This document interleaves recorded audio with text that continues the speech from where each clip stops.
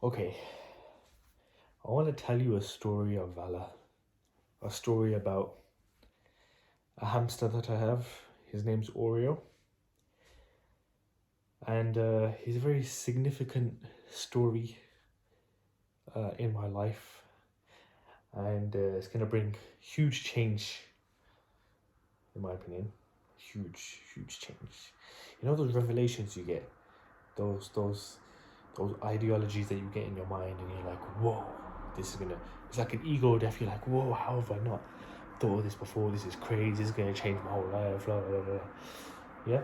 So this is one of those stories about Oreo, and at the moment it's like 4 a.m. in the morning. I have work in like a couple of hours. I have a CCTV installation. I've been awake since yesterday around 8 a.m. So yeah, I'm at any sleep. And yeah, so I've missed my sleep to have a very important conversation about Oreo.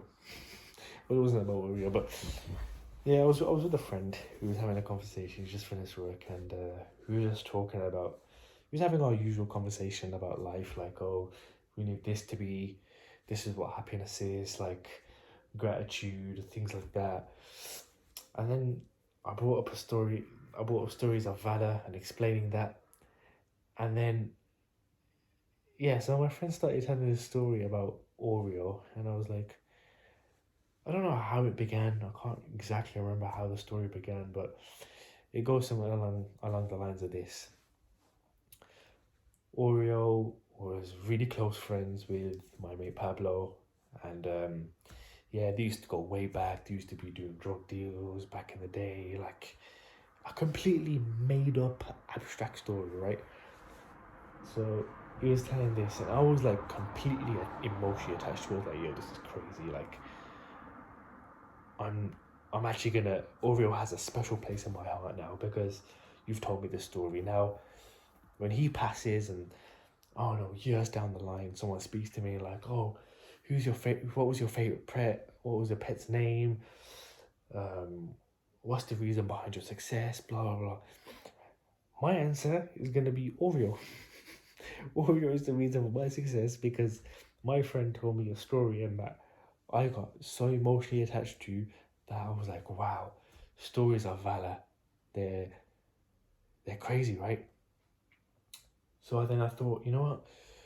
These stories, when you have hardships in life, you gotta find when you're struggling in life, when something bad happens to you, you can't just think of it negatively. Like these negative things happen for a reason, right? So when this negative thing happens, you've got to turn it into a story of valor. You've got to you've got to bring some sort of positivity out of it.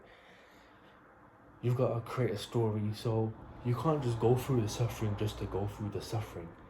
You've got to extract at least something from it. So that something is going to be a story. So you can just, it can be anything. It could be you stepping in dog shit. It could be, I don't know, you losing money.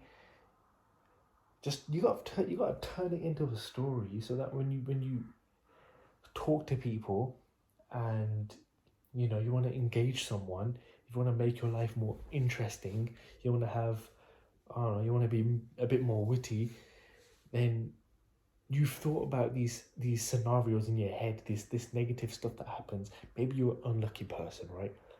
A lot of us are.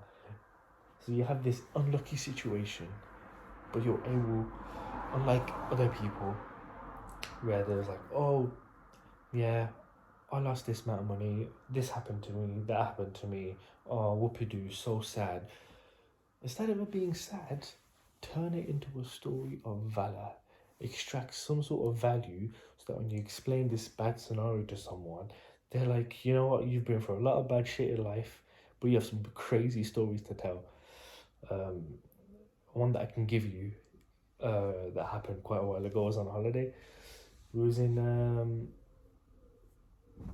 in Croatia and we was crossing the border to Montenegro, and yeah, like we went there perfectly fine, and then on the way back we got stopped.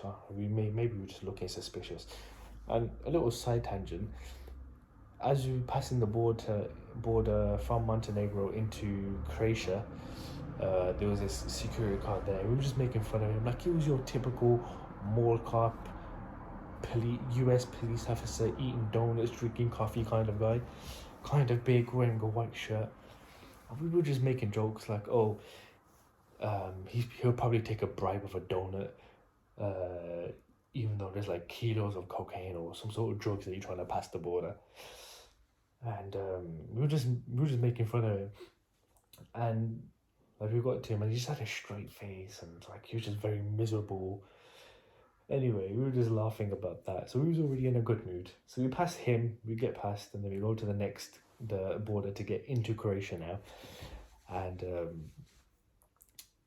yeah, like we just get stopped, and we're like, oh wow, okay. And then they told us to get out of the car, we're gonna have to search you. So it was about 5 minutes. They were speaking some sort of other language, and we didn't know anything that was going on. But we just got pulled to the side, so we were just sitting there having a laugh, like, oh, imagine they're pulling us over for, I don't know. Like we just made a story out of it. We were just laughing and like making fun of the situation, of us getting like think about it, we're in a different country, right? There's armed guards everywhere. We're literally on the border. They could do anything to us right now. We don't know the language, and yeah, like it's very unexpected. Like we hear these stories about things that happen over borders and police brutality and things like that. We did not know how the situation was. Like all we've seen is the bad things. Anyway, we get there where you would be panicking. We were just making fun of the situation. We're like, oh wow, this is crazy. Like we're getting pulled over by border police. Like they're about to do some crazy bust or whatever, and they're just gonna find out that it's nothing. So yeah, that was a story of valor, where for some people it would be like, oh no, this is stressful, like, oh, what if we go to prison? Oh no. We were just like, yeah, it is what it is. Like this is quite interesting. This kind of gives some sustenance to the holiday. That sustenance is the story. For most people it would have been a downfall. For us it was like, wow, we're so happy this happened. Now we have a story to tell. So that's what I mean by a story of valor. So yeah, going back to the story about Oreo and how I related stories of valor to my mate talking about how Oreo was his sidekick and they went through loads together, blah blah blah. So yeah, I'm just basically saying that when you have bad situations in your life and you're just in a very, like a bad situation, and all you can think of as a negative, you've got to find the energy in you to turn that into a positive, right? You got to turn it into a story to tell, something that's captivating, and this is where you got to be creative. So, I'm not a very creative person. When you think about this situation, you just smile, and it's only a seed. All you need is a seed to be like, oh, hypothetically, that would be funny. Then, that's where the stories come from. You got to be creative. You got to be original. You can't copy another person. And I guess by being creative, you get more experiences, or maybe you need to, I don't know, be around more people that are creative, so they can bring that side out of you, or they can give you ideas on how to be creative.